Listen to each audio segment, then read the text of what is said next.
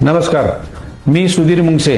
सालाबादाप्रमाणे याही वर्षी आपल्या खेड तालुक्यामध्ये दहीहंडी उत्सव मोठ्या प्रमाणामध्ये साजरा करण्यात येत आहेत। हा दहीहंडीचा उत्सव जो आहे हा अतिशय आपल्या महाराष्ट्राला एक चांगला वाटणारा, प्रत्येकाला हवासा वाटणारा हा सण आहे आणि ह्याच्यामध्ये प्रत्येक गोविंदाविन या सणामध्ये आपला थर लावत असतो। परंतु जो थर असतो तो सामाजिक बांधिलकीचा असतो, तो प्रेमाचा असतो, तो जिव्हाळ्याचा असतो। आणि खरं तर आमची ही जी थीम आहे, नजरेत राष्ट्र आणि हृदयात महाराष्ट्र, म्हणजे आपली वाटचाल ही विकासाची वाटचाल ही राष्ट्राकडे असली पाहिजे, राष्ट्र आणि महाराष्ट्र म्हणून हे जिव्हाळ्याचे संबंध असायला पाहिजे।